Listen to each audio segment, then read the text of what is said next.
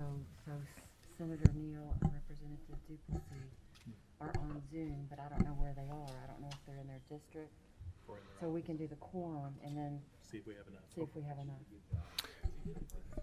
Okay, good afternoon. We'll call this meeting to order.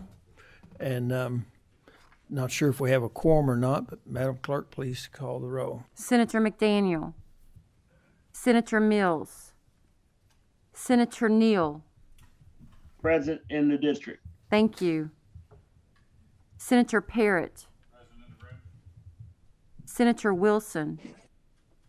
Representative Graham. Here in the room. Representative Petrie. Representative Tipton. Present in the room. Representative Weber. Present in the room. Representative Wheatley. Here. Joseph Fons. Mike Harmon. Present in the room. John Hicks. Here remotely. Thank you. Sharon Mattingly. Here remotely. Thank you. Representative Miller. Here. Senator In the room. Digdon.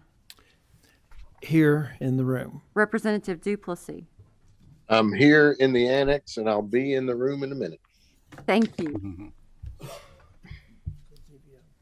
We only have 9.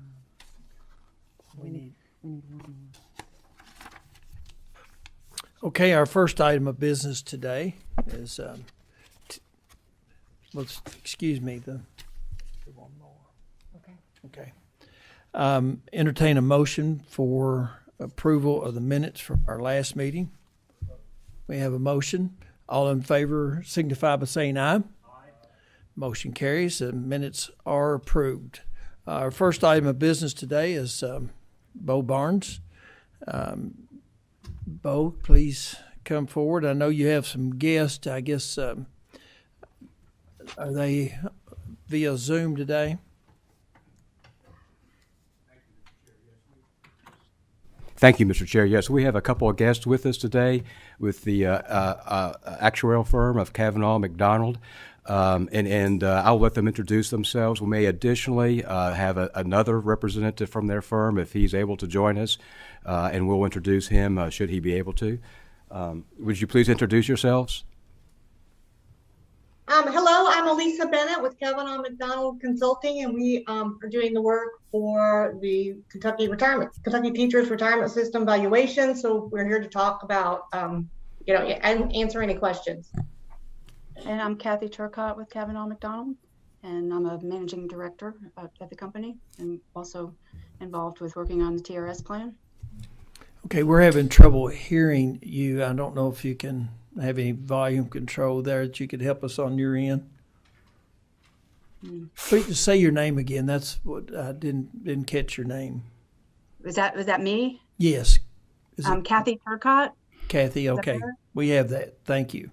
I'll Yes. talk louder. That's okay. It just didn't come through real well. Okay, thank you all. Bo, the floor is yours, and I guess you can introduce yourself for the record, and please proceed. Yes. Mr. Chair, Bo Barnes. I serve as Deputy Executive Secretary of Operations and General Counsel for the Teachers Retirement System. And Mr. Chair, certainly whatever you would like, but I have gotten a lot of questions following some social media postings about Russian investments. If you would like for me to discuss those briefly, I'd be glad to, but Bo, your discretion, sir. You know what? I believe that's a very, very, very good place to start. Okay. Thank you, Mr. Chair. For members of the board, last Thursday, we started seeing some social media postings, mostly on Twitter, stating that TRS is the second largest shareholder of the Russian bank Sberbank, which is the largest bank in Russia, the state bank. And those tweets went viral, and we've been dealing with those ever since, with worried members who are reading things like TRS is bankrupt because of Russian investments and pensions can't be paid, to Kentucky local media, Kentucky statewide media, and national media, including the Wall Street Journal. It's been nonstop, and we're trying to get out ahead of that because those social media postings that TRS is the number 2 shareholder in Sberbank are completely false. TRS is not now, nor has it ever been, the number 2 shareholder in Spurbank. Not even close. Never. Okay. TRS did at one time, did have a position, own some shares in Spurbank, and that bank from about 2017 on, we bought about $15 million in Spurbank stock, okay, through one of our outside managers. It was a direct investment by us. They held it just for us. It was just our account that we had these Spurbank shares in. That outside manager sold those shares in Spurbank. And let me back up. $15 million in comparison to a $26 billion fund is insignificant. It's not a drop in the bucket, okay? But those shares in Spurbank were sold on February 23rd by that outside manager. The reason that they were sold is because sanctions were being announced against Russia. So that outside manager sold those shares for $12 million. TRS, because we were getting flooded with calls from concerned individuals and from media outlets from everywhere, we wanted to get out a message quickly Monday morning, so we did put out a press release stating that we're not the number 2 shareholder of Spurbank, never were, not even close, ever. We did note that we had $15 million invested and sold it for $12 million on February 23rd. So we noted in there that in of itself would represent a $3 billion loss. Because we were trying to get some message out to calm folks and let them know that their retirement was okay, we did not include in that message, but we updated later that day, shortly later that day, that did not include the dividend income that we earned on Spurbank during the period of time that we held that stock. The dividend income that we earned on Spurbank stock during that period of time exceeded $3 million. So actually, TRS recognized a net gain, albeit slight net gain, in its Spurbank holdings. There is no loss, zero loss in TRS holdings in Spurbank. But while we sit here today, I'm sure there's a lot of Twitter traffic still talking about TRS's loss in Spurbank, when in reality we had slight gain. And one more thing with even when we held the $15 million, Spurbank is a huge, giant company. $15 million is nothing to it. Even when we had $15 million in Spurbank stock, that was nowhere close to being number 2 in of the shareholders. I mean, it's almost a ridiculous thought that $15 million would represent a number 2 shareholder position in Spurbank. And just one more item, if I may address, Mr. Chair, because this is please do. But you're saying 15 million? Yes, $15 million. Okay, thank you. And ultimately, we had a slight net gain on our investment, not a loss. Another thing that I saw a lot in Twitter traffic, and I understand people don't understand, but it's there are a lot of questions about why TRS would be invested in a Russian bank. And that really just reflects more than anything the global marketplace that we are in. And if you have an international portfolio, you're going to have investments in a lot of countries all across the globe. And it's no surprise that you're going to have some, even though it's very minor, very tiny, investment in Russia. In fact, a lot of folks asking about why we're investing in Russia may not realize that if they have a retirement plan through their employer, if they have a 401k, or if they are in a mutual fund, and I'm talking about household names out there, mutual funds, and you're invested in one of their international portfolios, you probably have some very tiny exposure to Russia too, okay? It's just going to happen when you have an international portfolio. So, again, I just wanted to reassure our members, and Mr. Chair, I appreciate the opportunity to discuss this before this body today because there's still so much misunderstanding out there, and we're doing everything we can to tamp it down. I can report today that it appears that all the media either decided not to run a story or to run a story that points out that we are not and never were the second largest shareholder in Spurbank, and that teachers, this is a very small, de minimis amount at $15 million anyway. So anyway, I just wanted to address that, and thank you very much for the opportunity to do so. Please proceed. Okay. The other thing that I've been asked to talk about today, or was on the agenda today, is funding for TRS and particularly sick leave. And so I kind of like to start from the sort of big overview. I know probably most of the members of this board are aware, but for people watching, just kind of let them know what funding sources are, what we need funding for, what it does, and I'll try to get through that quickly, but kind of provide a broad overview summary. So TRS gets funding, for the pension fund, health insurance fund, and other benefits from a number of sources. And it needs that funding to pay, one, the normal cost of the retirement system. And again, I know this body knows, but by normal cost, I mean how much do we have to put away each year to make sure make sure when the current teachers retire, we will have enough money put aside to pay for their retirement benefits. That's one reason we need the funding. The second reason we need the funding is for TRS and other plans that have an unfunded liability.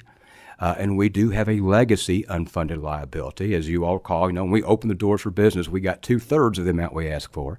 But we have this legacy unfunded liability. We need funding to address it too, to implement a funding plan to pay off that unfunded liability, which is basically just the shortfall in assets that we have today to pay for all the benefits that have already been earned by retired and by active teachers, okay? So we're getting the funding for that. And we take that funding and we have an additional way we pay for those benefits, and it's even more important, and that is the investment income that we earn on that funding that comes in. And the investment income that we earn will pay for the majority of the benefits going out. So those are the key components in funding and what we do with it and why we need it. Funding sources, those include, those fixed member and employer statutory contribution rates that we've talked about in here that come in out of the members' pay. We get those coming in. Those benefits alone are more than enough to pay for the normal cost. They are more than what we need to put aside to pay for current teachers' benefits when they retire. But they are not enough to pay for this legacy unfunded liability. We need more money to implement the funding plan to pay it off. And that funding plan, it was a 30-year funding plan like a home mortgage. At the end of 30 years, we want to be 100% funded. And at that point, the cost of TRS in today's dollars will be a little bit less than what the state and other employers pay for Social Security. And we've got about 23 years left in that funding plan to get to 100% funded, which we will be at. Okay, and then that cost will be down to less than the cost of Social Security in today's dollars. So we're getting these additional supplemental budget requests that we haven't always gotten. There were a number of years when we weren't getting that funding, but we are now. This is the 6th straight year that TRS has received full or almost very nearly full, like 99 or 98%, years 5 and 6 ago, full for funding for TRS. And that's a wonderful thing. We are very appreciative of that, and every teacher in the Commonwealth can be very appreciative for the additional funding that we are now getting for the 6th straight year in a row. Not only does it allow us to implement our funding plan, it allows us to continue to invest the way we want to invest, because before that, with negative cash flow, we were being constricted, but not now. So that's another source, is supplemental funding. And then also, there is something called special, and I'm going to talk about that a little bit, a special appropriation. And the special appropriation reflects request for funding for some prior benefit enhancements. And there's only 2 left, okay, we're talking about here. One is sick leave, and by sick leave, in Kentucky, there's a statute, it's a KDE statute, that says that school districts, and only school districts, not other employers, but only school districts, may for their teachers, and it's discretionary for the district, they don't have to, but they all do, they may pay for their unused sick leave at 30% of their daily rate of pay in a lump sum amount, okay? And then that lump sum amount from which retirement member and employer contributions are taken out and paid to TRS, that lump sum amount goes into their last year's salary for retirement calculation purposes. And we do get contributions on that lump sum amount, but it's not enough to pay for the full actual cost of that sick leave. So under statute, the Commonwealth pays additionally the actuarial cost of that, okay? And then, so that's one of the that's part of the special appropriation, and the actuaries refer to as special. So we're all on the same page. The other item in the special are some old cost of living adjustments, supplemental cost of living adjustments. And let me explain that. I think most members of this board know that there is hardwired into statute a 1.5% cost of living adjustment for all our retirees. We are a Social Security replacement plan. Social Security provides cost of living adjustments, so we have built in our statutes a 1.5% cost of living adjustment for TRS retirees. So that is the other part of the supplemental, is the additional over and above that 1.5%, because in past years, in past budgets, and it's been many years ago, when budgets were better, before the Great Recession, before the financial crisis, when budgets were better, the Commonwealth would typically, most years, provide a little additional funding to provide a cost of living adjustment over and above that 1.5% COLA, okay, to kind of keep pace with CPI. And those additional supplemental COLAs over and above the 1.5% were only provided if there's funding there to pay for it. And that hasn't happened since 2008, okay? So the question is, why would there still be a special funding appropriation for benefit adjustment that ended in 2008? And that is because for these benefits, sick leave, and for that supplemental ad hoc COLA, a policy decision was made in the late 1990s, 1998, I believe, that instead of paying for the full cost of sick leave, each budget as it came due, and paying for the full cost of those COLAs, each budget as it came due in lump sum, a decision was made to pay for those on an amortized basis instead. So I believe first they decided to pay for those benefits on a 10-year amortized basis with interest, and then it grew to over a 20-year amortized basis with interest. And so that's why here we are today in 2022, and there are still payments made by the Commonwealth for special appropriation for COLAs that, were back in 2008. Now those COLAs, those old COLAs, because there aren't any new ones after 2008, those improved COLAs will be paid off by June 30th, 2027, and that cost goes away completely. So there's no more special appropriations for old supplemental cost of living adjustments. What remains is sick leave. And I want to point out for sick leave, like those COLAs, there is an end there in sight as well. First, with sick leave, in 2008, there was comprehensive pension reform for all the retirement systems. And one of the things it did at TRS, among all the provisions of that pension reform, was it capped sick leave that could be used for retirement calculation purposes, sick leave as salary credit. They capped that at 300 days, okay? So, payment, application for retirement cannot exceed 300 days. And most retiring members, granted, are not going to retire with more than 300 days of sick leave, but we do have a lot of our members in the districts who have long careers. It would surprise you. And they have not used very many of their sick days. So we do have members every year who retire with more than 300 days of sick leave. So that's capped for anybody who becomes a member of the system on or after July 1st, 2008. Much more significantly is that with House Bill 258 that was just enacted in the past 2021 session, and we have a new tier, we have a new group of employees, a new group of members in this new tier, and that's for individuals who become members of TRS on or after January 1st of this year. They can't use sick leave toward retirement calculation purposes at all. Zero. So it's cut off completely for these new members. So what that means when we talk about sick leave costs and future special appropriations needed, you're going to see some fluctuations in that in coming years, a little bit. We always have all along the way. But the trend, you're going to see a downward trend in cost for sick leave, because part of that cost for sick leave is attributed, that liability is attributed to active teachers. And we're not going to have any new active teachers who are going to have any sick leave liability for the Commonwealth starting January 1st. It goes away. So that's all going away, just like it's going to take longer, obviously, but it's going to start going away just like these supplemental COLAs are going to end June 30th, 2027. So we have, again, to back up, we have those fixed contribution rates, member employer coming in. We have kind of the additional appropriation that we've been getting these past 6 years to make sure that we can implement our funding plan to pay off the unfunded liability. We have these special appropriations that are coming in as well. Now, about the cost of sick leave, funding for the sick leave. And I talked about when that lump sum payment is made, we get member employer contributions out of that lump sum. That's a smaller amount. We get this special appropriation, okay, which helps pay for it. And in the current budget, and instead of, and you know, I don't want to guess what the final budget's going to be, but I will note what the current versions of the budget have done. The current versions of the budget have gotten away from amortizing the cost of sick leave over 20 years.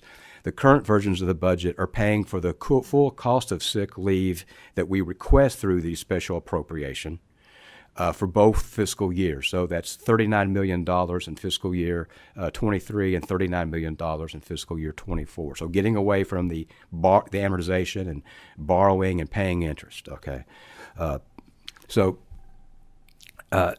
Something else to note about funding of sick leave, in addition to the special and the contributions that come out of the lump sum payment, is that when we're talking about the actual determined contribution, and I'll focus on the employer side, the state, the actual determined employer contribution, ADEC, so I'm talking about the employer side, you know, within that you have the funding for, you know, the current cost of the pension, for example, you know, the normal cost, you know, we have the unfunded liability we're paying on, and there are other things in that ADEC to pay for benefits. You know, the 1.5% cost of living adjustment is part of that ADEC. It's not a separate line item in the budget. It's just part of that bigger ADEC, because that ADEC wants to pay normal cost of current benefits, and it wants to pay the unfunded liability. So some of these things are in there, like life insurance would be some very small part. Life insurance is small, but some very small part of that ADEC. It's not a separate line item budget request,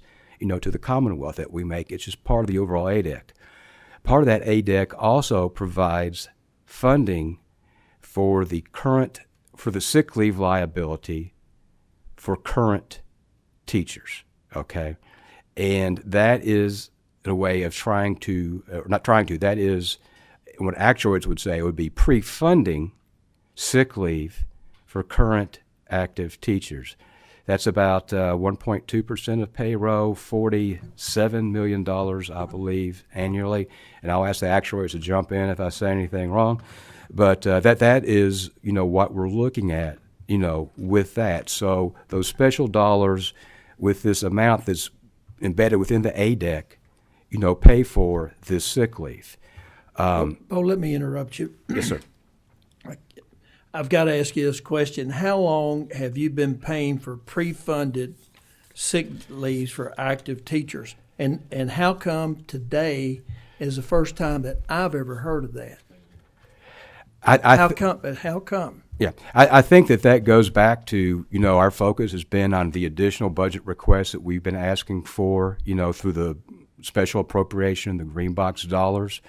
And there's been a lot of talk, of course, in the past about, you know, paying off the green box dollars. There's a lot of focus in the summer about paying off green box dollars. And so the state's no longer amortizing those owed benefit improvements or paying interest on those benefit improvements. So we were providing numbers on what those special appropriations are and what it would cost to retire those green box dollars, which, as we've reported to this board, is about $479 million as of June 30 of this year. One of the reasons this PPOB committee was formed is for openness. Yes, sir. And clarity. Yes, sir. And education. All those things that we need, and for this to have never been discussed, of all the questions we've asked about sick leave, and for this to never be discussed, you know, I would never accuse you of hiding something from us, but from where I sit, it certainly seems like TRS, this is a subject that they did not want to talk about.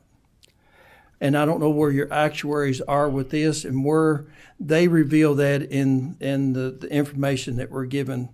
You know, I'd like to hear from them where this information is contained. I guess it's hidden in plain sight. Mr. Chair, if I may, I want to assure this board that we do want to provide absolutely clear, transparent, and full information to this body, and always.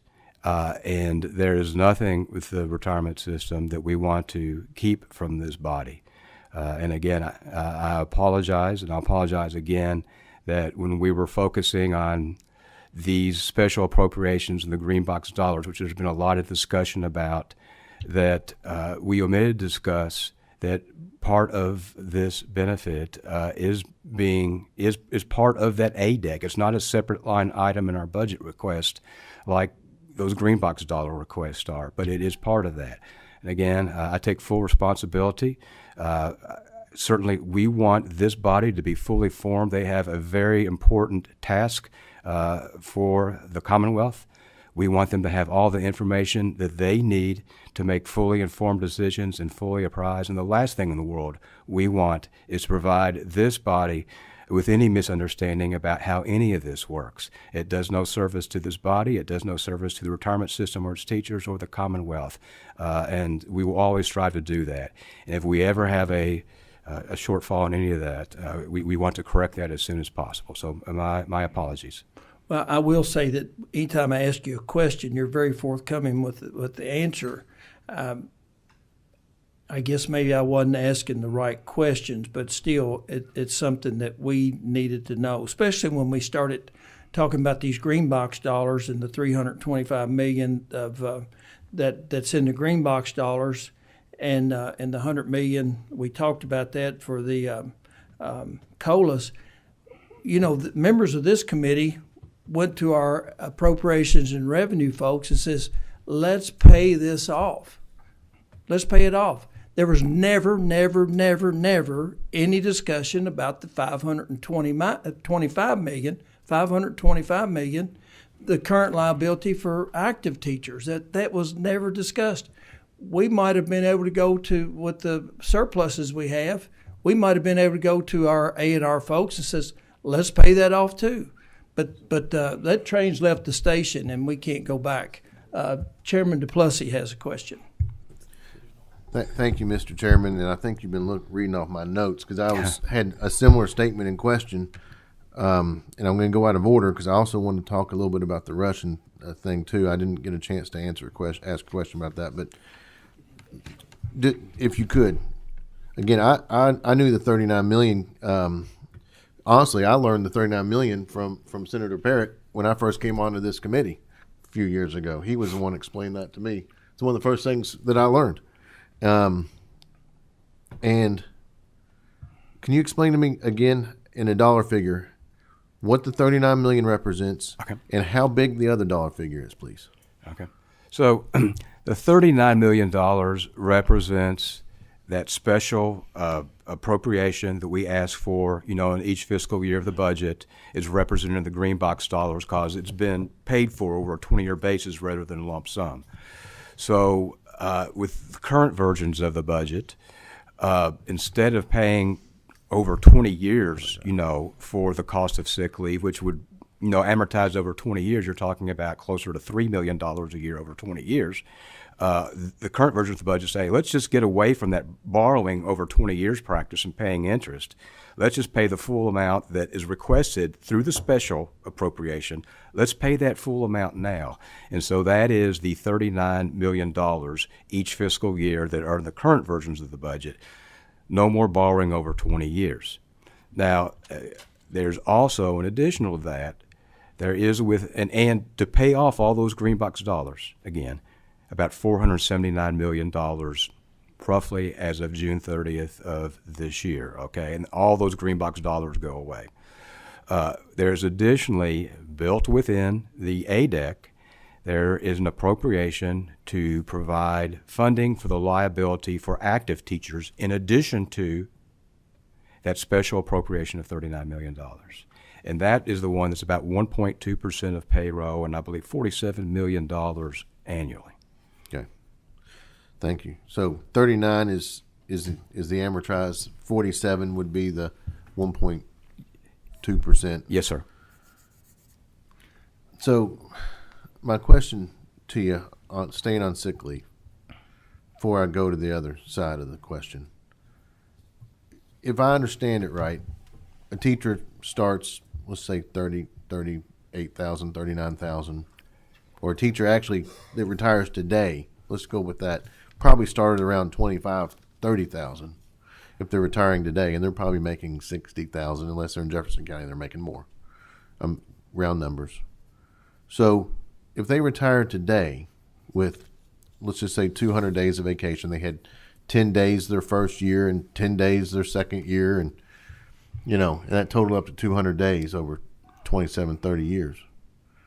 Do they get paid based on the 60,000 salary they get at the end of the year, or do they get, when they were at a $30,000 salary and they had 10 days, do we pay them for the rate at the 10 days they missed the first year and then the rate at their second year, or do they get the value of all those days at the highest year? Yes. So under the statute, it provides for them to be compensated at 30% of their current daily rate. So it's the most recent year, 30% of that. So it's just, roughly, if they were making $100 a day in their last year, which more than that, obviously, but if they're making $100 a day, they would get, a value of $30 for each day of sick leave they had. So it is based on their last year? Yes, sir. Okay. All right. If I could switch gears, Mr. Chairman, is that okay? Please do. You mentioned, and I appreciate your explanation on the Russian investment. I understand it's a global world that we live in, and your investment group decided that was a good investment. I'm not throwing spears at that. I do want to point out, before I ask my question, that your board is made up of folks that are 11 folks. 7 of the 11 are nominated by the KEA, not by this body here. It's not the PPOB that makes your decisions on how to invest your money and where to invest your money. We're simply an oversight board, correct? Yes, it is an oversight board. I will point, we have 6 folks, on that board who are, 2 are ex officio, 2 are appointed by the governor, well, that's it. But 7 of the 11 are and 2 lay trustees. 7 of the 11 are nominated by current teachers. Yes. And retired teachers. So the decisions made by this board, not by this board, by your board, were done by those who are nominated in the profession. I want the people listening to this hearing to understand that very clearly. That it wasn't the state that decided to invest in Sphere Bank. It was your board and your investment manager. Is that correct? Yes or no? Yes, the board ultimately approves, but it is a very detailed process with a lot of due diligence and investigation with our outside investment. I understand. But just the social media you referenced didn't only come after TRS. It came after a lot of us, too. Well, let me say this, if I may. No, this board, the Public Pension Oversight Board, does not make investment decisions for TRS, nor do legislators, nor does the governor, nor do other elected officials. The investment decisions of TRS are within our board of trustees. We have an investment committee. We have outside experts on our board. We have experts on our board who are board members, and we have outside investment experts who are part of our non-voting members, our investment committee. But yes, that is solely within with TRS to pick.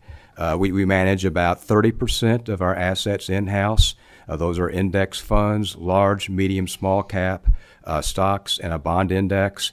And then the rest, we have outside managers that we pick. I'm sorry. That's going down a road I'm not wanting to talk about. We can go down that road later. But I want the folks that are watching this show or this proceeding to understand that it's the TRS board that makes that hires the managers, that makes their decisions. It's not any elected officials, and that board is nominated 7 of the 11 by current and retired teachers, and primarily by the KEA's recommendations. And with that, if somebody mentioned $525 million, I think Co-Chairman Higdon did, happens to be House Bill 525 of a couple years ago, where this body had talked about spreading out who was on that board, so that it wasn't so heavily nominated by one group, but that it was other groups that were invested in that. And I think that topic deserves some discussion after what we've seen here. All right.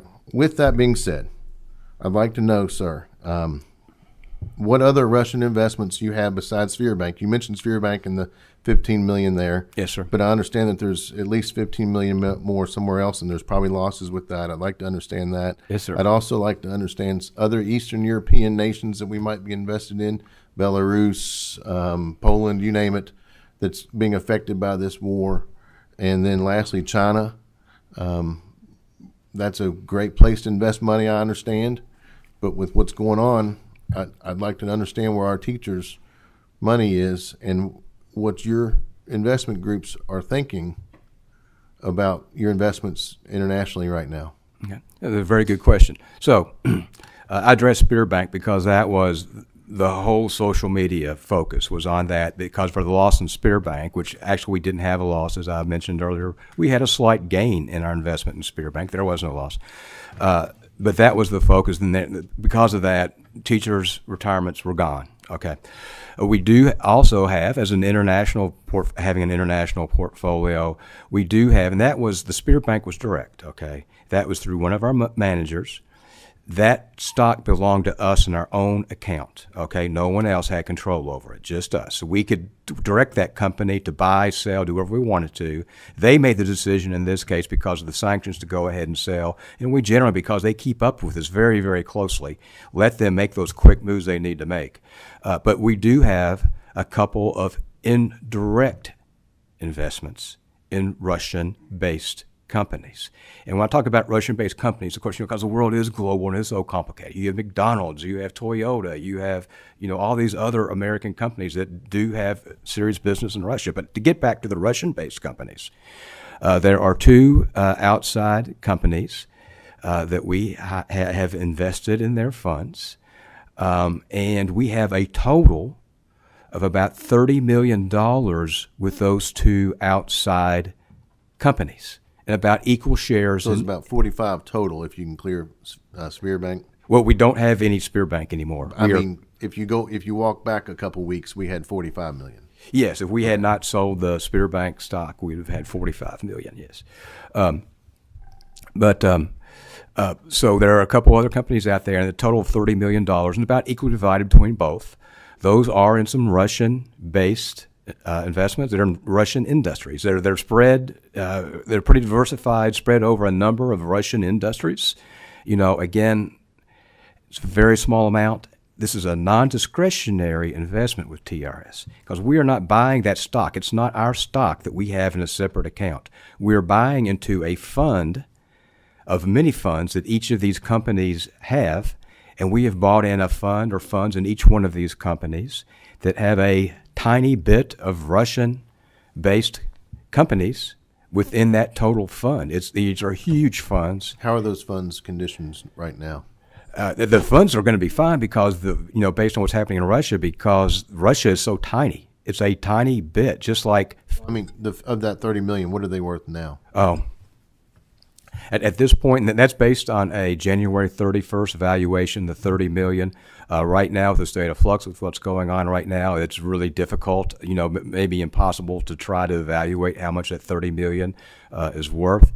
Or how much that $30 million might be worth a year from now, But that is something that is their fund. They are monitoring. And, they will make decisions about what to do with that portion of those Russian investments. These funds are not owned just by TRS. Again, there are multiple investors who are invested in these big funds, these big pots with all these investments, almost none of which are Russian, except for a very tiny part. The only way that we could avoid that Russian investment is to divest in that entire fund, which has all this good stuff in there that we like, just to get rid of this tiny bit that is Russian that we don't like, that, probably not going to get, even if we can sell it, get value right now because of the situation right now with Russia is so much in turmoil. But again, this is $30 million even. It's time. We're a $26 billion fund. $30 million is an insignificant. As an individual, it's not insignificant. But when you're talking about a huge institutional investor, and we're not the only one, again, anybody with money in a mutual fund, like there's nothing wrong with it, household name mutual funds that people in Kentucky have investments in, they're going to have some Russian exposure if they are invested in one of their international portfolios. A lot of people are. But $30 million is not much, compared to $26 billion. Teachers' retirements, this is not going to affect the funded liability, funded status of the retirement system. It's not going to jeopardize payment of teachers' pensions. I agree, but it's still. I think it's still a significant. If I can talk, a significant number. It's small compared to $26 billion, but it's still a lot of money. But I would like to understand other Eastern Europe and China as well. Okay. I would need to get you numbers on that because China, is a much larger economy than Russia's. Russia has a relatively small economy. They've got a lot of oil and gas, but the economy is relatively small. China's a much bigger economic power in the world, for sure. And certainly we have investments, in China, and we have investments in other countries. I couldn't give you the numbers for Poland or Belarus. I mean, Belarus could be zero. Like Ukraine is almost zero. Poland is probably almost nothing. It's less than Russia. China would be larger. When we hire managers to invest in international portfolios, that is a big part of what they look at. And if you've attended some of our investment committee meetings where we have our managers come in and talk about investments in foreign companies, particularly China, we have a lot of questions. We have questions from board members about investment from China. And we have a lot of discussion about what they're doing because we are looking, we don't want to completely avoid some investments that may be very good for us, but at the same time, we want to be careful and watch and monitor situations. So there are certain countries that we would not go into because we're worried about their governance, we're worried about their transparency, we're worried about those things. There's a cost-benefit analysis. What does this investment potentially provide for us? What's the risk that's in this certain country? It's the same thing that we do with an American company. We vet. There's a lengthy due diligence process. We have our outside investment consultant, Aon, which helps us with this, and we have the managers, and we're looking, for example, for an American company, same thing. What's the corporate governance? Is it good or bad? Are they transparent? Do they have issues? Do they abide by the law? What's their team? What's their experience? Is that team going to stay with us, or are they going to change it? So there's a lot of due diligence that goes on at the individual company level and even the country level. And we have those discussions quite often in our investment committee meetings. Thank you, Bo, and thank you, Mr. Chairman. Thank you. Representative Tipton. Thank you, Mr. Chairman. Thank you, Bo, for being here. I know you've had last few days haven't been the most pleasant for you. Perhaps you would be interested in being the star of a media campaign that we could send out to all our citizens, that not everything you see on Facebook and Twitter is completely accurate. Yes. You'd be willing to do that for us? Yes. Okay. I want to get in on the special appropriations a little bit because we dug into this last year on these amounts. And as I recall, the amount for the unfunded portion for sick leave for retirees is in the 350 range, something like it. And then the unfunded for the COLAs was 100 and some, and that total was $479 million. Now, I am correct that we were paying 7.5% interest on that unfunded balance as an amortized payment. That's the way it has been operating, correct? That's correct. And just so everybody understands, the House Bill 1 that went out, we took a one-time general fund dollars and with the purpose of paying that down to zero. So in the future, we would only be paying the cost annually. We'd be paying as we go. on those. So we'll see what the Senate does with that, but that is the House version of the budget. Now over on the Adec payments, you talked about the $47 million as part of the Adec that goes for the liability portion for current teachers for their sick day.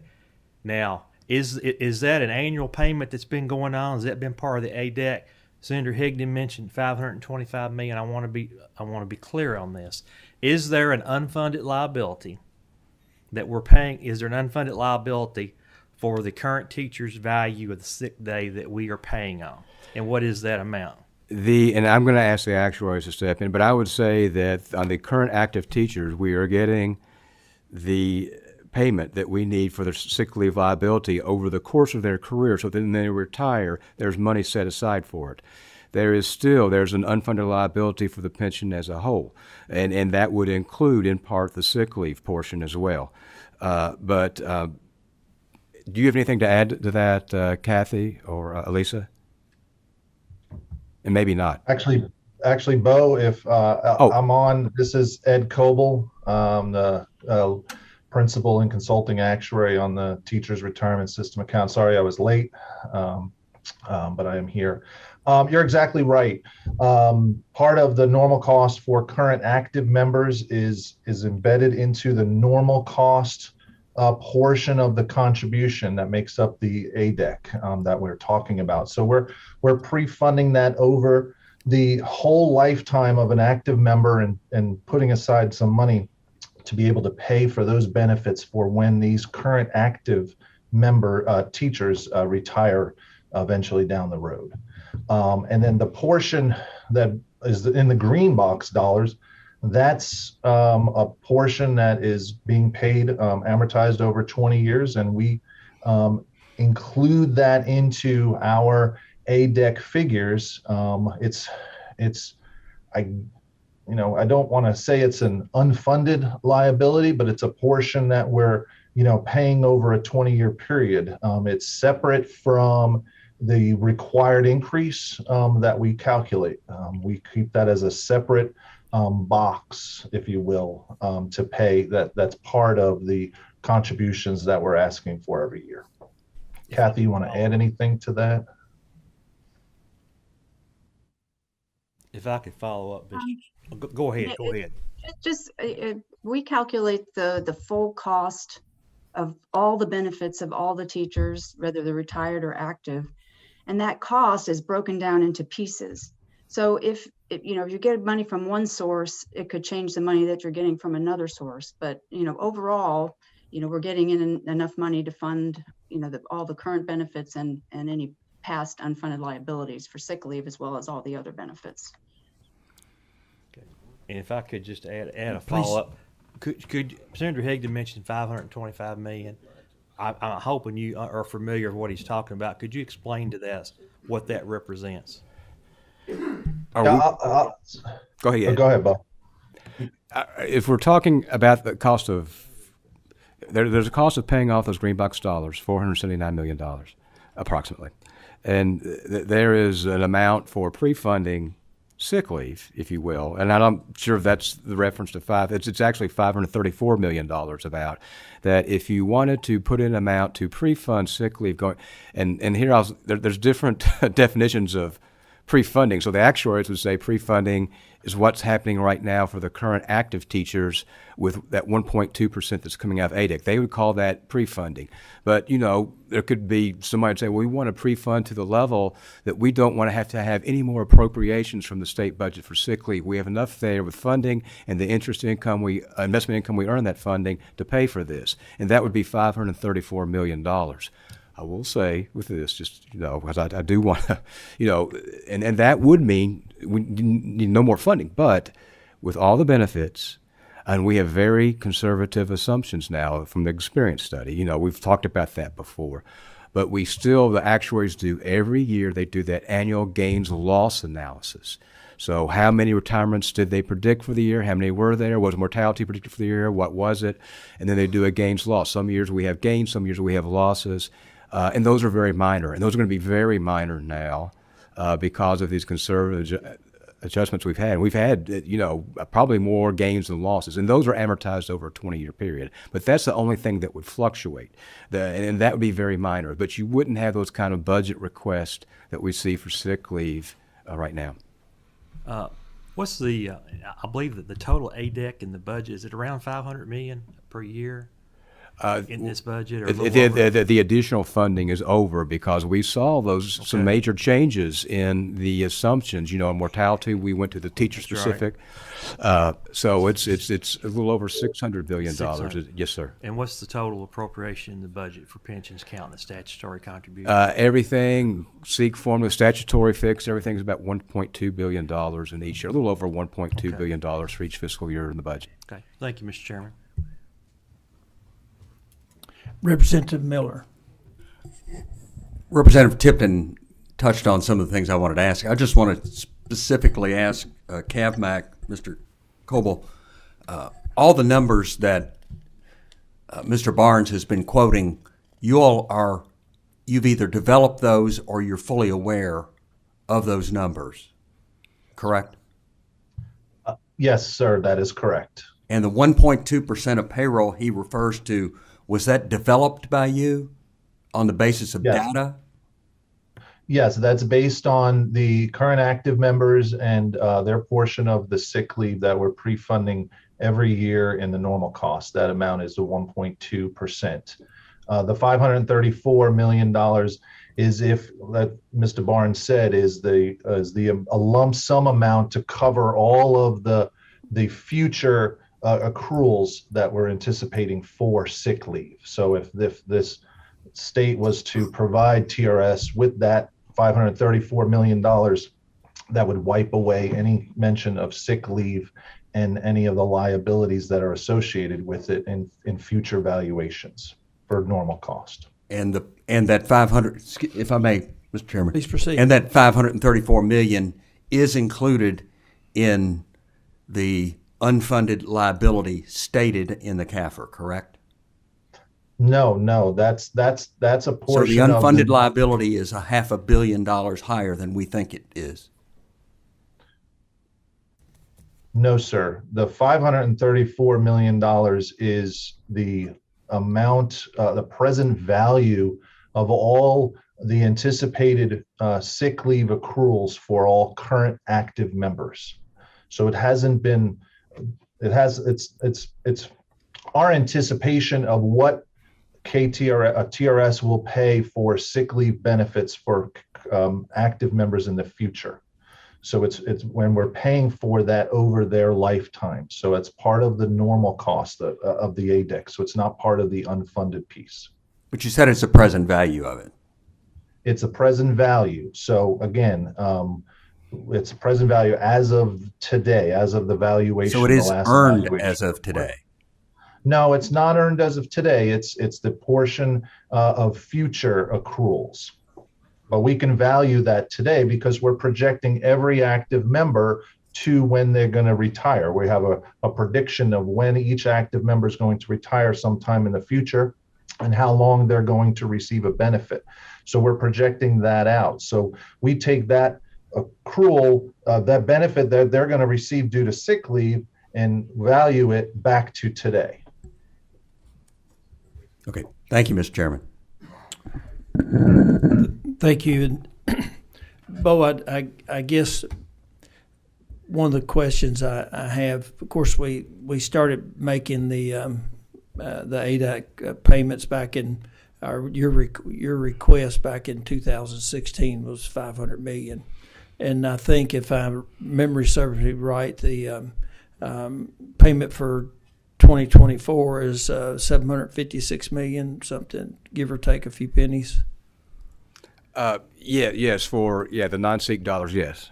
Okay, so in 8 years it's increased over $250 million. We have 20 years that we're supposed to pay on this. Is this a increase? Is $50 million a year? Is that something we anticipate for going forward? Is that every year that we're going to see a $50 million increase in our ADEC? We will see, we saw some bigger increases again because of that experience study, which, we lowered the discount in student rate of return from 7.5 to 7.1, where we switched to a teacher-specific mortality table and a generational mortality table, which assumes that a 25-year-old is going to live longer than a 65-year-old. So no, future, you're going to see increases in ADEC more along line with payroll growth, which has now been adjusted as a result of that experience study to 2.75%. So getting closer to a level dollar approach in growth of ADEC. Okay. How long were you're paying that anticipated liability on current teachers, and you're pre-funding that? How long have we been doing that? I do not have the answer for that. I will try to find that answer for you, sir. Well, okay, and 534 million is anticipated what we owe, and you're charging us an amount every year, 50 million, I think maybe was the total I heard on what the you're asking in ADEC for that payment. Are you charging us interest on that, on the balance, on that 534 million? Are you is there an interest charge on that money? And I'm sorry, I want to make sure I'm answering your question correctly. On the difference between which two numbers? Well, we have what's in the green box, that right. That 300 and some odd million that was in the green box dollars. We were advertised that over 20 years, yes, and we're sir. paying for it. Right.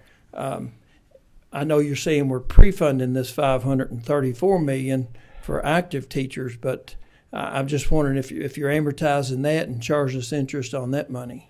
No, on that no. 534 million. No. The pre-funding of the active teacher liability for sick leave is not, that's just paid every month over the career of the teacher.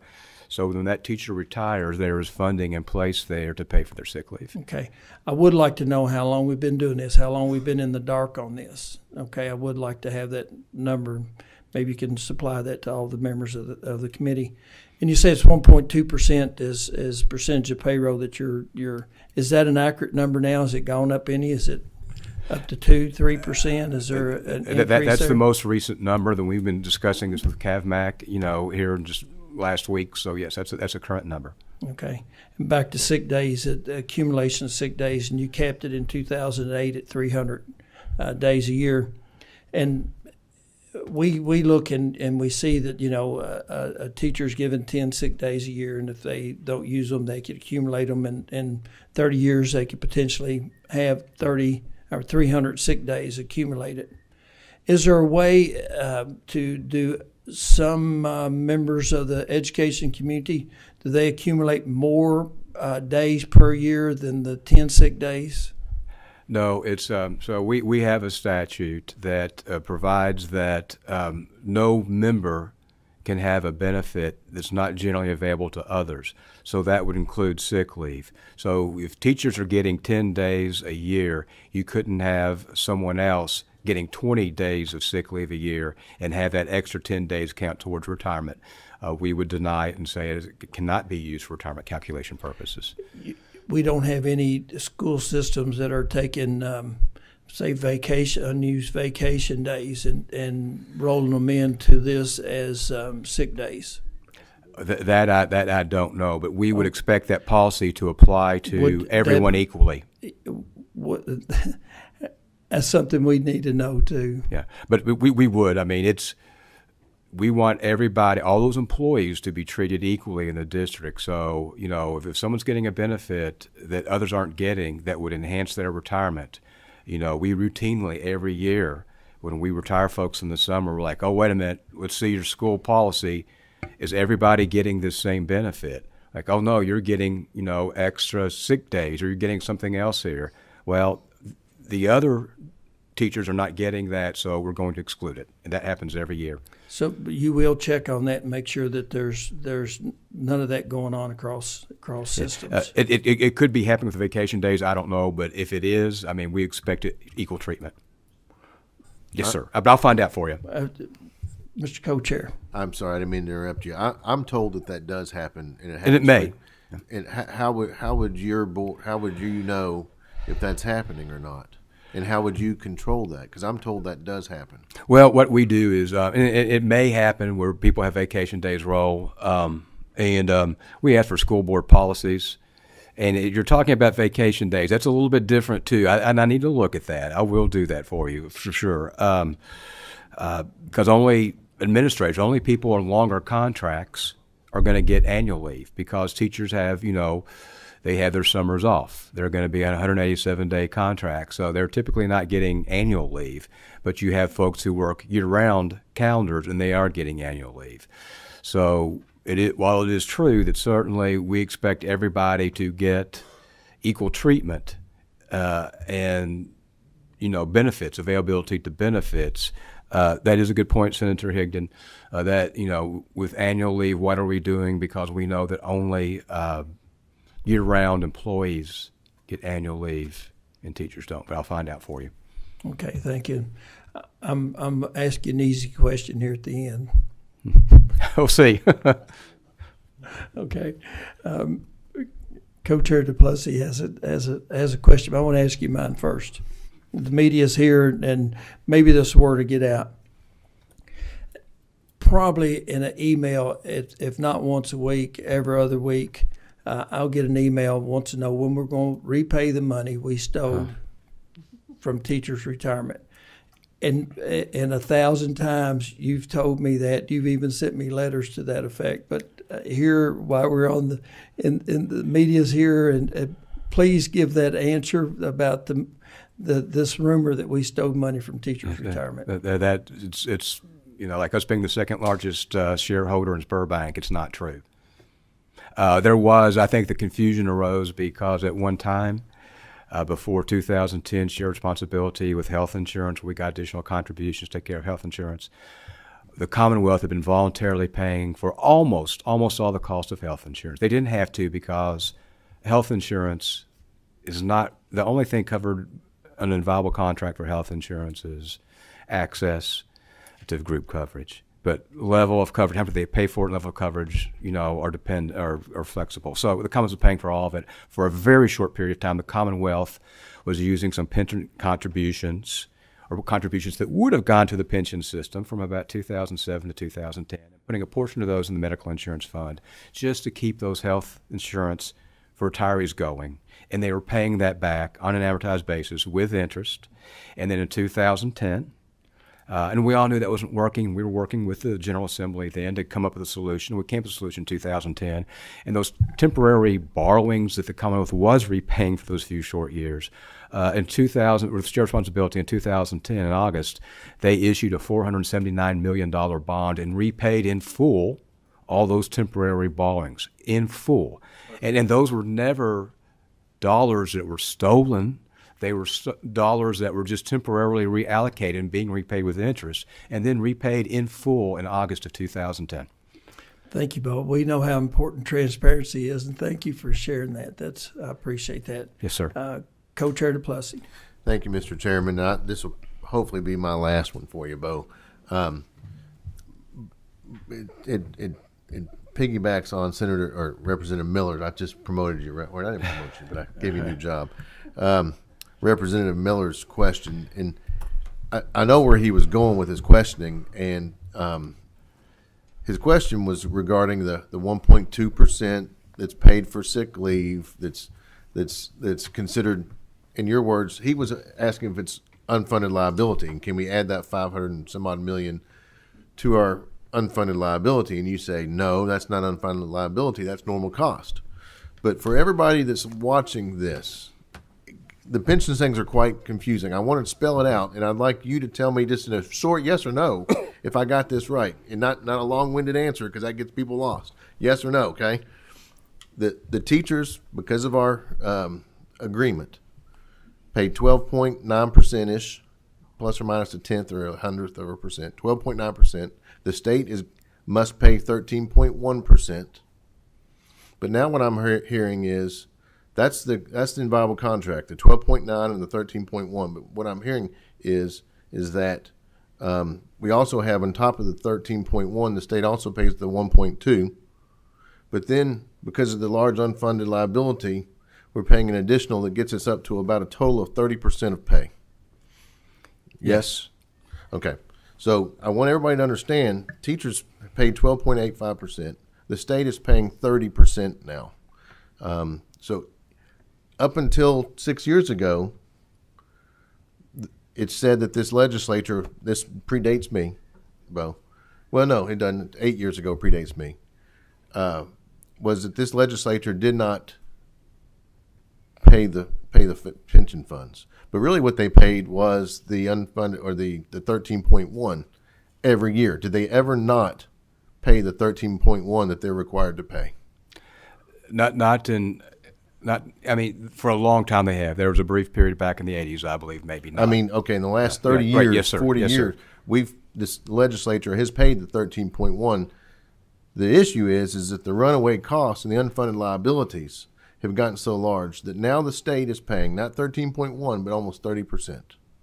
I just hope all the people watching this in the news media will understand the state and the taxpayer is coughing up a large sum of money for any number of reasons, but they've always paid the 13.1 in recent memory, and the issues we have today are not due to the 13.1 not getting paid.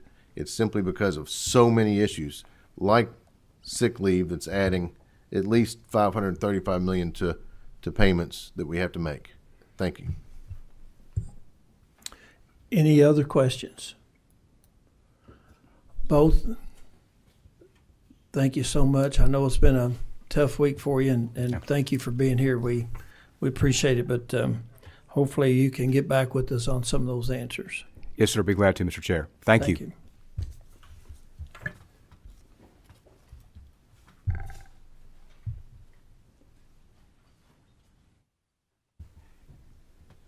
Yeah, I was going to see if Mr. Eager, do you want to, you have any reports you want to give on Russian investments, or do you rather to pass it this time? I know you're not on the agenda. I'm putting you on the spot. I apologize, but I see you back there, and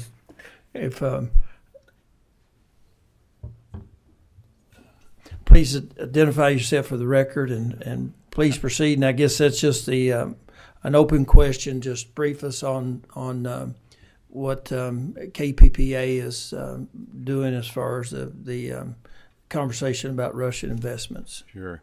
I'm David Eager. I'm the Executive Director of the Kentucky Public Pensions Authority, and I can be brief on the subject. We have exposure. And I don't have my notes here, but 32 million, I think, is the number, give or take $1 million. Most of it is in two emerging market funds, one run by Franklin Templeton and one run by Lazard. We have some other small amount of securities that are specific to KPPA. The Russian markets are closed. You can't do much of anything today unless you can find some place to trade it. But, and I would say also, the IRS and Kentucky statute says any investment decision made by the retirement system, any decision has to stand on investment merits. We can't be, unfortunately, I don't know, you have different terms for it, socially investing for any cause, and this is probably the greatest cause we've seen in our lifetime. But we can't make a decision solely based on that. But in light of the market collapse, in light of the difficulty the Russian economy is apparently going to have, I can't imagine making a strong case for investing in Russia at this time. But we can't trade out. It's on the agenda for the two investment committees to make a decision what to do, and then once they make that decision, which KPPA does not make that decision. It's the C investment committee and the K investment committee. Once they make that decision, then we have to figure out how we can implement it. Any questions for Mr. Eager? Auditor Harmon. Thank you, Mr. Chairman. And this may be addressed as much to the committee, maybe for a topic in the future.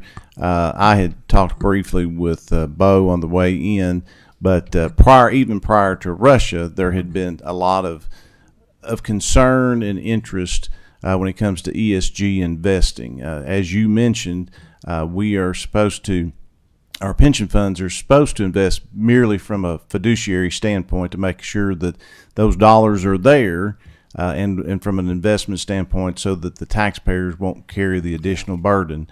I would like in the future for us to have some information in regards to any of the investment managers that are attempting to utilize the ESG, the environmental, social, governance, as opposed to the fiduciary. The second question that I would have that I'd like to see us address when it comes to our proxies of the funds that are using our pension funds to purchase, do we retain our proxies, or are the investment managers actually investing those proxies? There is a proxy voting service that's used. Yes. But the your point, I will say that in the recent investment policy statement passed, I think both boards have now passed it. I think they've had the time. It does say that in any investment decision, they need to take into consideration environmental, social, and government as it would relate to the risk-return opportunity. So it's kind of like if you own a lot of high rises in Miami Beach, you got to recognize that there's a risk. That's an environmental risk. So it doesn't force us to do anything. And getting back to the proxy, so we use a proxy service.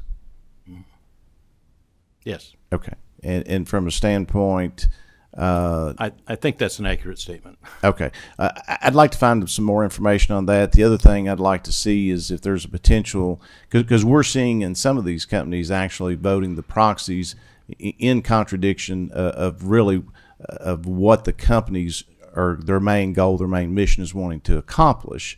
So I think we need to find out, how our proxies are being voted, as well as find out if we, in a minimum, we should probably just make our proxies neutral. I would think, if we are not having a direct say in how the proxies are utilized. There are proxy policies in place. I will say that. I think that'd be a great topic for a future PPOB meeting. I think the more you understand the way the systems operate, the better it is. And yeah, thank you, Mr. Chairman. Mr. Eager, thank you so much for being here and sticking around when you're not on the agenda. We appreciate it.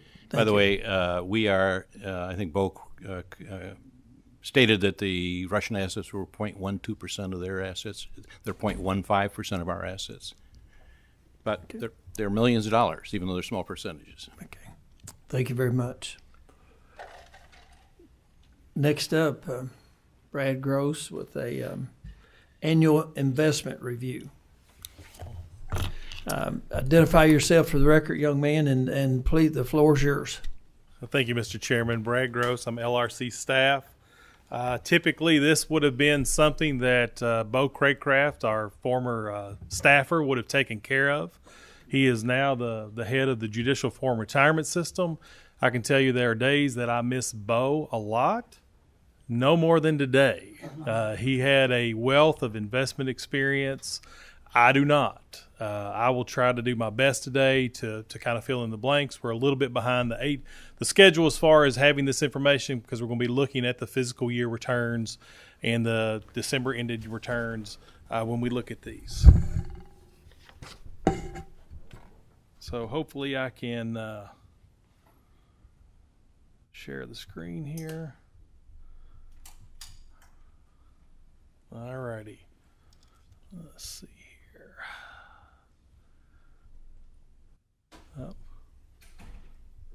Up.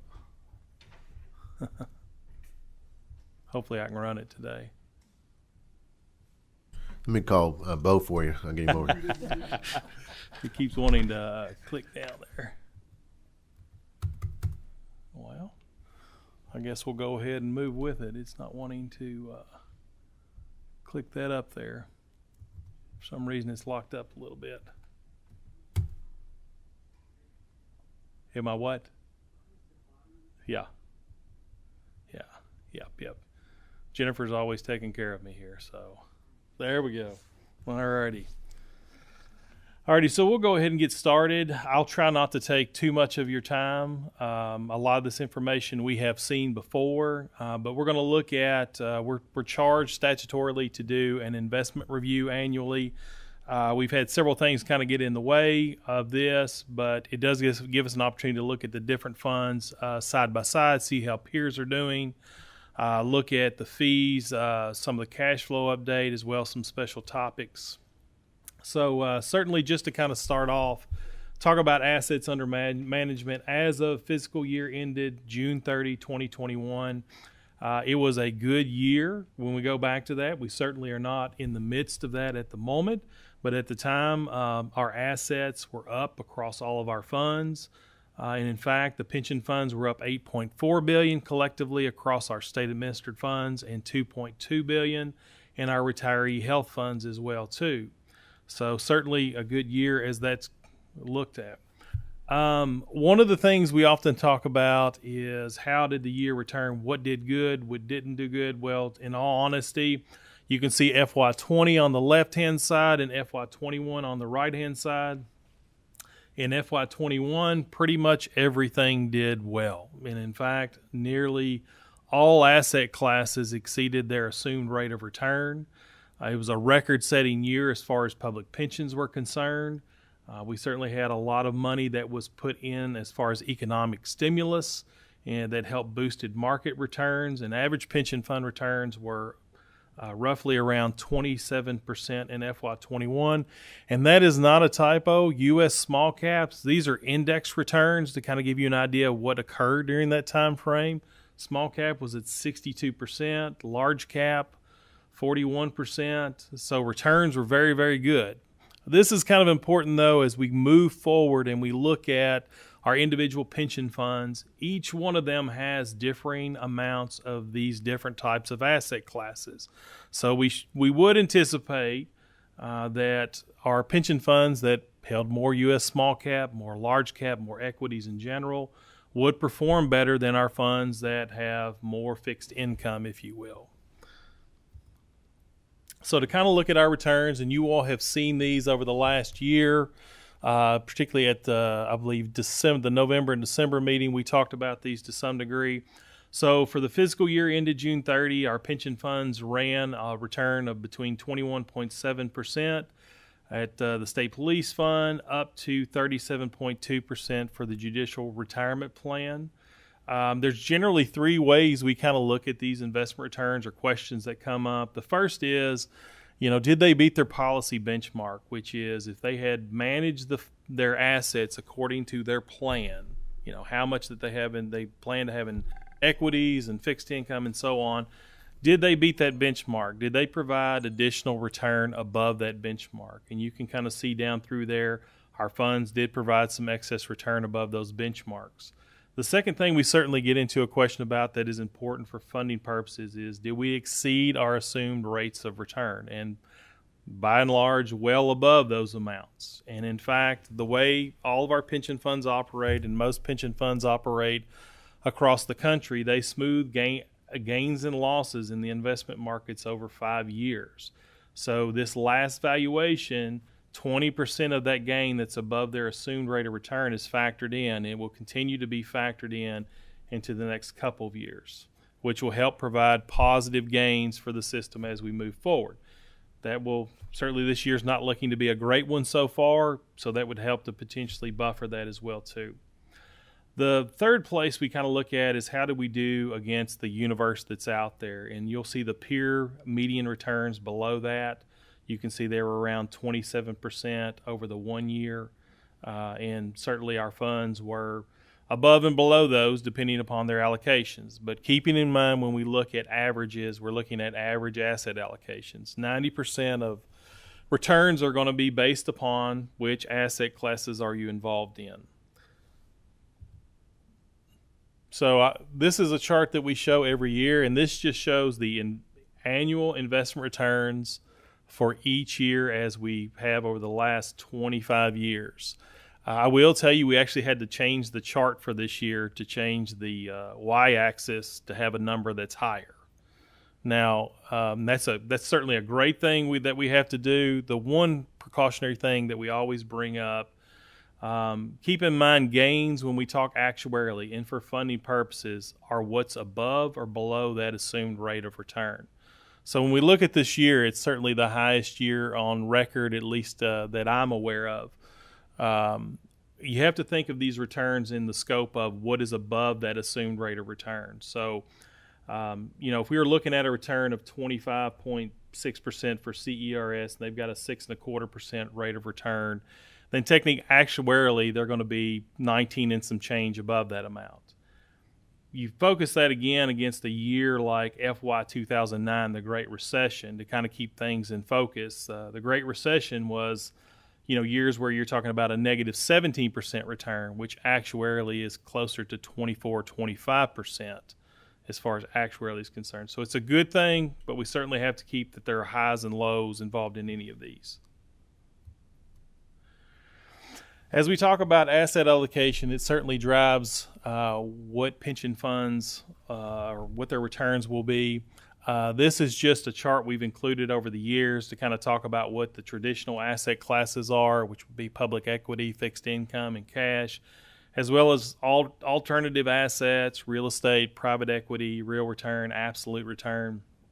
And in general, most public pension funds have about half of their assets in public equity, a little bit less than that on average, around a quarter in fixed income, a relatively small percentage of cash, with the remainder being in that alternative asset pool, roughly a little bit over 0.25%. So as we look at our funds as of FY21, you can see that we certainly have a lot more disparity between these funds when we look at it. In particular, if you're looking at KPPA and their individual funds, as has been mentioned here in many meetings before, they've lowered their investment return assumptions and ramped down their equity exposures in recent past, as well as their alternative side. And certainly CERS has a little bit higher amount, but you can see as you move along, TRS, LRP, JRP have a much higher equity exposure. But I will say, and I've talked to the systems about this, they are in process of making some modifications, particularly for CERS, and they're certainly moving towards their ideal allocations.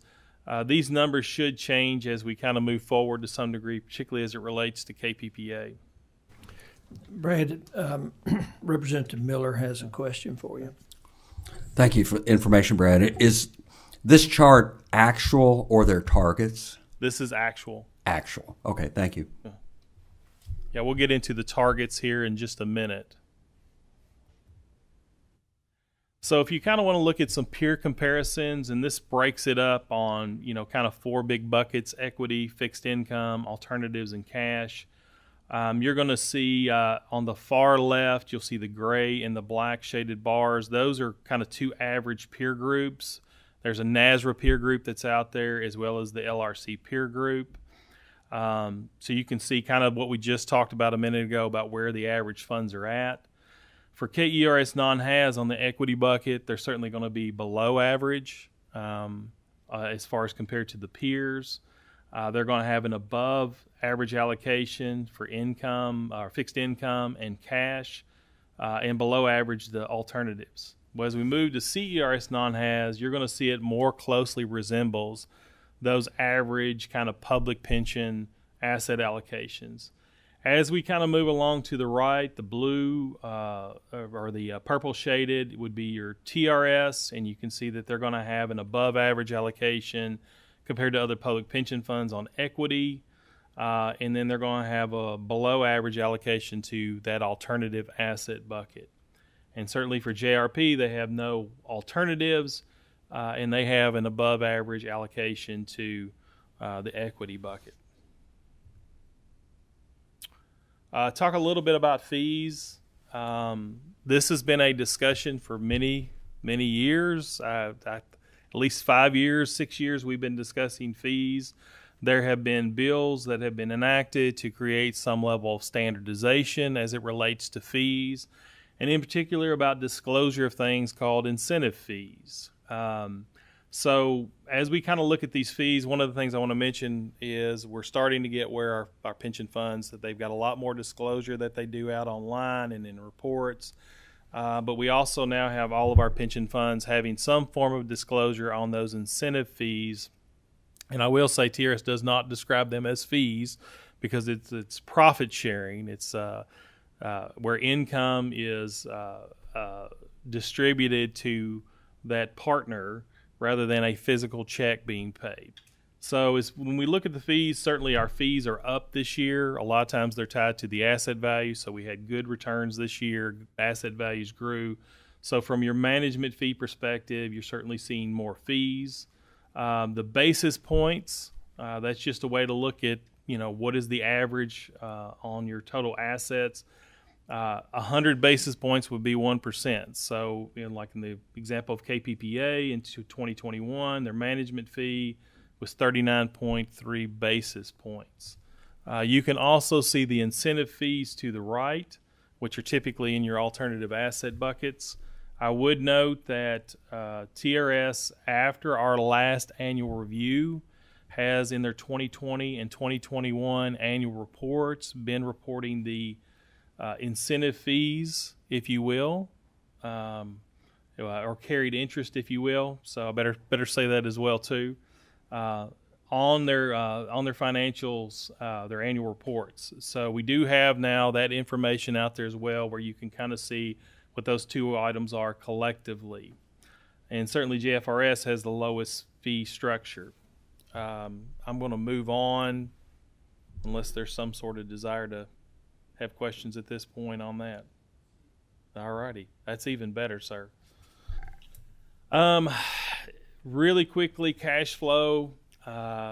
We've been in a lot of discussions about cash flow over the years, and one of the things Mr. Craycraft worked on a couple years ago was to try to figure out, talk with the actuaries, talk with the systems, maybe read a little bit of research and try to figure out how can we best evaluate cash flow, and when does it become a situation where you need to really kind of pay some attention, right? And so that can mean very different things to folks, but in discussing this with actuaries and reading some information, negative cash flow isn't always necessarily a bad thing. If you're 100% funded, like very few, but some of our funds are, they're going to have negative cash flow because their required contributions are going to be very minimal.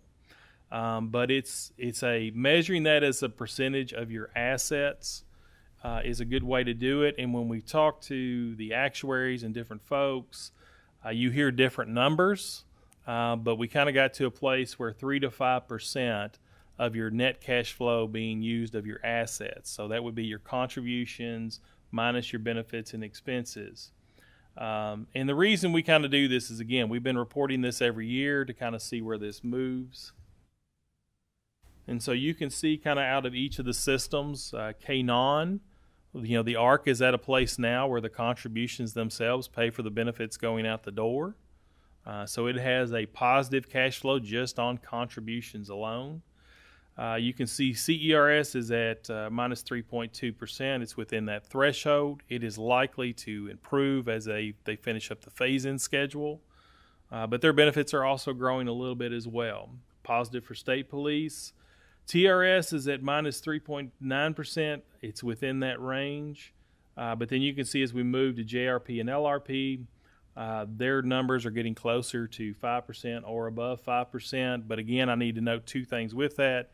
You have funds that are close to or above 100% funded, and LRP in the LRP budget is not receiving any employer money, so it's not getting any contributions from the Commonwealth as far as that's concerned. Now, I will say there's very different views on what is manageable cash flow or not, and you have to kind of look at the funds and see how well they're funded.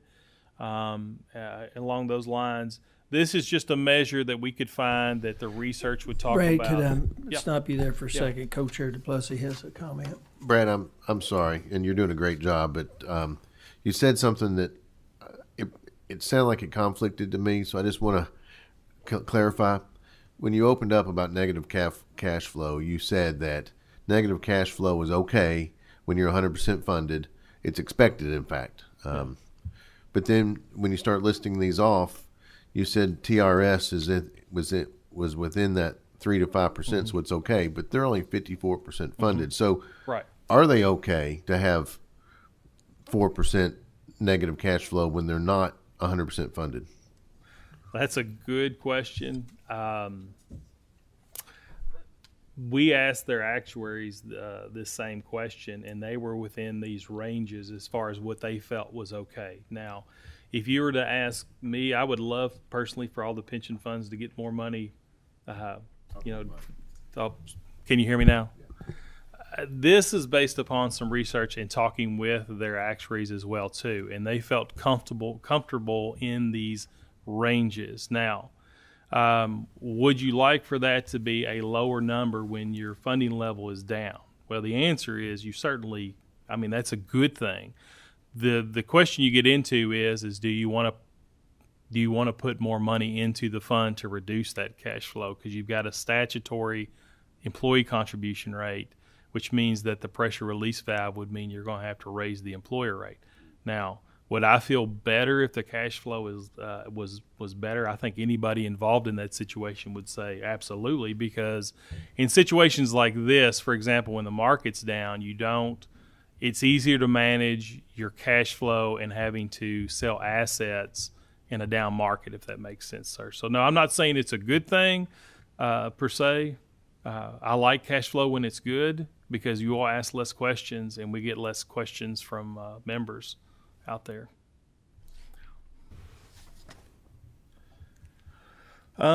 Just an update on performance as of 12/31.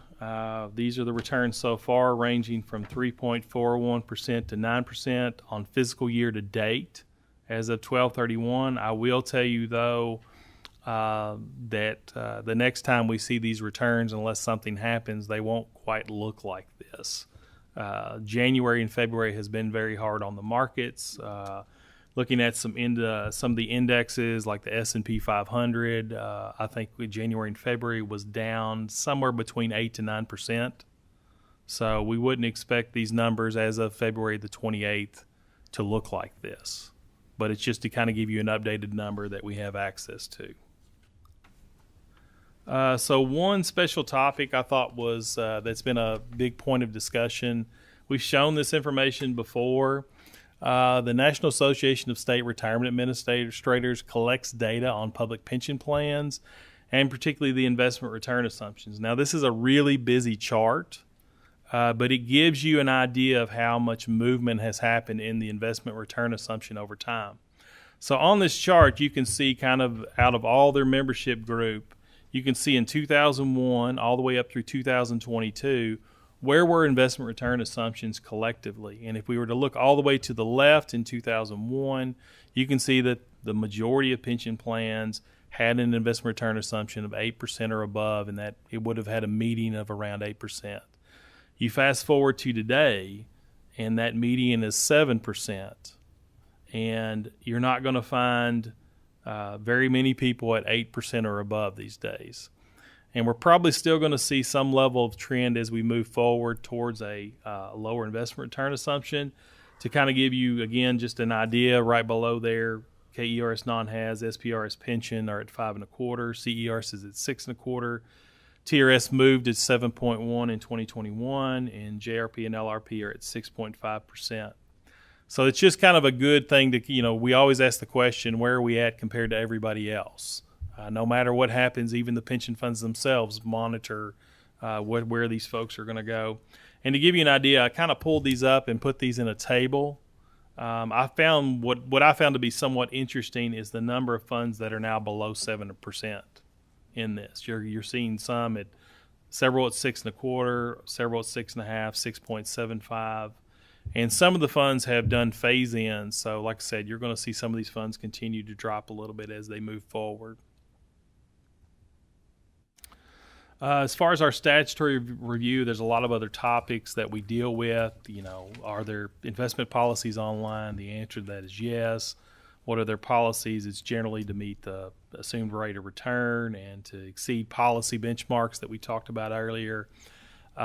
Securities litigation, annual recoveries, that's just what did they receive out of litigation involved with investments and so on. And we report that annually per the statute. As far as benchmarks are concerned, you can see kind of what benchmarks they use to when they look at their returns to compare each asset class. These are recognized and industry-known indices. I'm not going to spend any real time on that. I'm going to take a second to talk a little bit about allocation and targets. So all the pension funds do what's known as an asset allocation study, and they look and try to find an efficient portfolio based upon their return assumptions, where the board desires the level of risk they're willing to take, and so on. And so down below you'll see this, and the only thing I'm going to kind of point out right now is KPPA's in a bit of transition.